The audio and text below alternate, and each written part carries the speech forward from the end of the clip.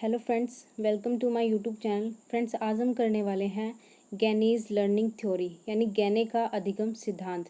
I hope ये video आपको बहुत पसंद आएगी। तो चलिए स्टार्ट करते हैं।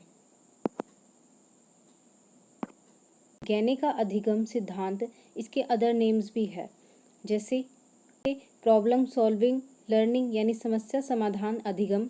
दूसरा है लर्निंग हायरार्की थ्योरी यानी अधिगम पदानुक्रम सिद्धांत, अधिगम सोपान का सिद्धांत। नेक्स्ट है गैने ने अपने अधिगम के स्तर के 8 स्तर बताए हैं, जिसमें उसने बताया है पहले problem solving learning, principle learning, concept learning, discrimination learning, verbal association learning, chain learning, stimulus response learning और सिग्नल लर्निंग। इसमें जो प्रॉब्लम सॉल्विंग लर्निंग है, ये लेवल सबसे हाईएस्ट लेवल है, और जो सबसे लोएस्ट लेवल है वो है सिग्नल लर्निंग। और इसने इसकी शेप जो है वो पिरामिड टाइप में बताई है कि इसकी शेप पिरामिड आकार की होती है।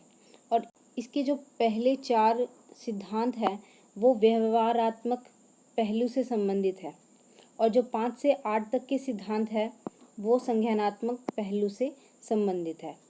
तो चलिए स्टार्ट करते हैं लेवल्स ऑफ गैनीज थ्योरी। सबसे पहले आता है सिग्नल लर्निंग। सिग्नल लर्निंग को सबसे लो लेवल कहते हैं हम, और यह जो है ये पावलोव के शास्त्रीय अनुबंधन सिद्धांत से संबंधित है। उसके बाद आता है stimulus response learning. Stimulus response learning ये विशिष्ट उद्दीपक के साथ विशिष्ट अनुक्रिया करता है। उसके बाद है चेन लर्निंग। चेन लर्निंग यानी किसी भी काम को क्रमिक रूप से सीखना या करना। उसके बाद है वर्बल एसोसिएशन लर्निंग यानी शाब्दिक सहचर्य। कोई बालक शाब्दिक श्रृंखला के द्वारा शब्दों का गूढ़ अर्थ बनाना सीखता है, यानी वो जो शब्द है उनके मीनिंग्स को जानता है। उसके बाद आता है डिस्क्रिमिनेशन लर्निंग। डिस्क्रिमिनेशन लर्निंग में बच्चा 2 वस्तुओं के बीच में डिफरेंस करना सीख जाता है कि अगर कोई वस्तु सोने की है और कोई वस्तु चांदी की है, तो वो बच्चा पहचानने लग जाता है कि कौन सी वस्तु सोने की है, कौन सी वस्तु चांदी की है। या फिर हम दूसरा एग्जांपल ले सकते हैं कि एक पेन है और एक पेंसिल है, तो बच्चा पेन और पेंसिल में डिफरेंस करना सीख जाता है। उसके बाद है कॉन्सेप्ट लर्निंग। कॉन्सेप्ट लर्निंग नाम से ही पता चल रहा है, यानी प्रत्यात्मक अधिगम। इसमें बच्चा अवधारणाओं को सीख जाता है।